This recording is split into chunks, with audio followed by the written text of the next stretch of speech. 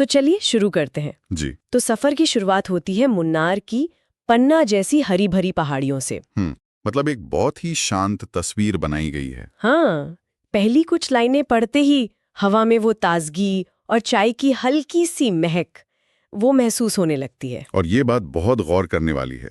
मतलब लेखक ये नहीं कह रहा कि सुबह का वक्त है, वो आपको महसूस करवा रहा है। सही। हवा में ताजगी और चाय की महक, ये संवेदी विवरण है।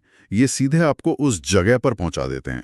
एक बहुत ही सुकून देने वाली शुरुआत है, जैसे कोई एडवेंचर भागदौड़ से नहीं बल्कि गहरी सांस लेकर शुरू हो रहा हो। बिल्कुल। और आपने कहा एडवेंचर, पर यह नज़ारा तो बहुत शांत और एक तरह से व्यवस्थित है ना? हाँ, वही मैं सोच रही थी। ये प्रकृति का जंगली रूप नहीं है, ये इंसानों का संवारा हुआ रूप है। और यही इस यात्रा का शुरुआती बिंदु है।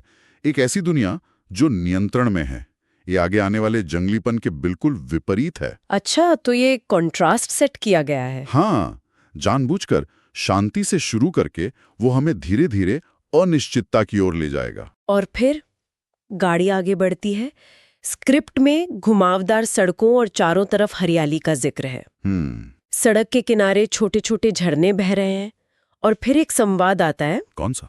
कोई कहता है, उस नजारे को देखो, हर मोड़ एक पेंटिंग जैसा लगता है। वाह! ये लाइन पढ़ते ही लगता है कि अब सफर का असली मजा शुरू हुआ है। ये जो लाइन है ना, हर मोड़ एक पेंटिंग जैसा लगता है, ये इस सफर के पूरे फलसफे को पकड़ती है। कैसे? ये दिखाती है कि मकसद सिर्फ मंजिल तक पहुंचना नहीं है, बल्कि रास्ते के हर पल को जीना है। स्क्रिप्ट में आगे से एक ध्यान कहा गया है। हाँ, अ मेडिटेशन। बिल्कुल। आज की दुनिया से एकदम अलग, जहां हम बस गूगल मैप्स पर देखते रहते हैं कि कितना टाइम और लगेगा। सही बात है। यहाँ सफर खुद एक अनुभव है। हाँ, जिसे मनोविज्ञान में क्या कहते हैं, फ्लो स्टेट कहते हैं, जब आप समय भूल जाते हैं।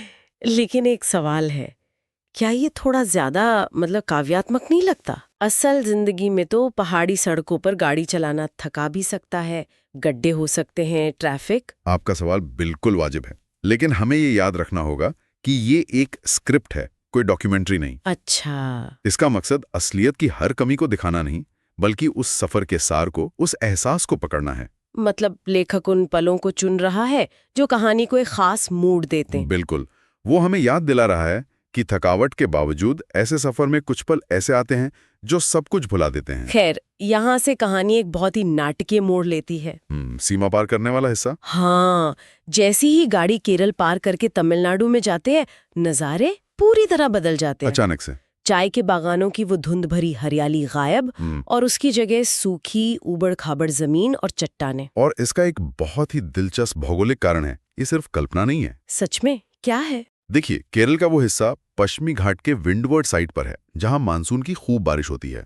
अच्छा। लेकिन जैसे ही आप घाट पार करके तमिलनाडु की तरफ उतरते हैं, आप रेन शैडो क्षेत्र में आ जाते हैं। ओह, जहाँ पहाड़ों की वजह से बादल नहीं पहुंच पाते। बिल्कुल, इसलिए वहां का मौसम ज्यादा शुष्क होता है। स्क्रिप्ट इस सच्चाई का इस्तेमाल एक टर्निंग पॉइंट की तरह करती है। तो ये सिर्फ एक राज्य से दूसरे राज्य जाना नहीं है, ये एक इकोसिस्टम से दूसरे में जाने जैसा है। हाँ, और एक तरह से ये एक मनोवैज्ञानिक दहलीज भी है। आप एक जानी पहचानी आरामदायी दुनिया को पीछे छोड़कर एक नई अनजानी दुनिया में कदम रख रहे हैं। जो सुकून था, अब वो धीरे धीरे उत्सुकता में बदल रहा है। बिल्कुल। और इसी उत्सुकता के बीच एक ठहराव आता है, वालपराई में। एक छोटा सा शहर। हाँ, स्क्रिप्ट में इसे एक आकर्षक शहर की तरह दिखाया गया है, जहाँ सड़क किनारे चाय की दुकानें हैं। और वहाँ एक संवाद है। हाँ, एक किरदार कहता है, चलो यहाँ एक कप चाय पीते हैं। ऐसा लगता है जैसे पहाड़ कहानियां सुना रहे हैं। वाह! ये लाइन कमाल की है, एक चाय के ब्रेक को किसी जादुई पल में बदल देती है। और ये पड़ाव कहानी के लिए बहुत जरूरी है। स्क्रिप्ट इसे सिर्फ पिट स्टॉप नहीं कहती, बल्कि एक छिपा हुआ नगीना कहती है। A hidden gem. ये इस सफर में एक मानवीय स्पर्श जोड़ता है। अब तक हम सिर्फ प्रकृति की बात कर रहे थे, लेकिन यहाँ हम वहाँ की संस्कृति से जुड़ते हैं। सही बात है। आज के हाईवे के फूड कोर्ट से कितना अलग है ये अनुभव। बिल्कुल, वो कितने बेजान होते हैं, लेकिन एक छोटी सी दुकान पर चाय पीना, वहाँ के लोगों को देखना, ये एक असली अनुभव है। और वो लाइन, पहाड़ कहानियां सुना रहे हैं, मतलब उस जगह की धीमी गति, उसकी शांति की तरफ इशारा करती है। हाँ, जैसे कह रही हो कि रुको, सुनो, महसूस करो।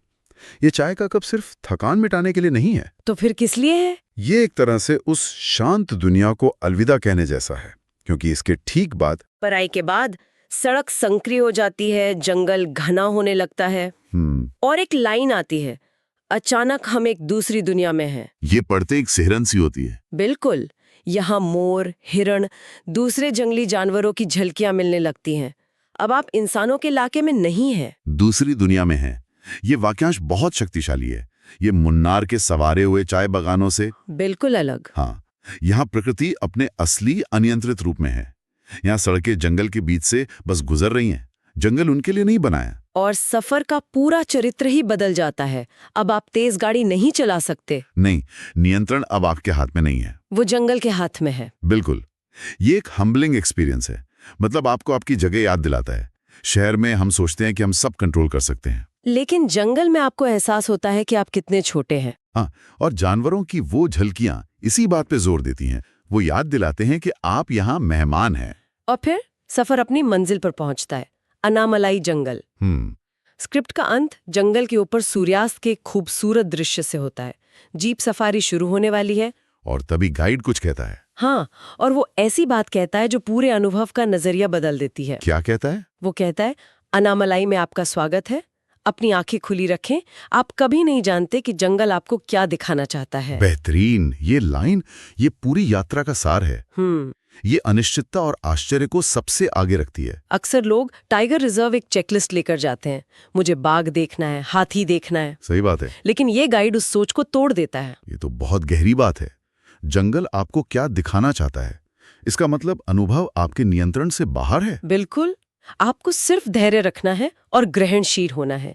आप जंगल से कुछ मांग नहीं सकते, आप बस वो ले सकते हैं जो वो आपको देना चाहता है। हाँ, ये सफारी को एक खोज बनाता है, शिकार नहीं। हो सकता है जंगल आपको बाघ ना दिखाए, पर शायद किसी दुर्लभ पक्षी का गीत सुना दे, या पत्तों से छनकर आती रोशनी का कोई अनोखा पैटर्न दिखा दे।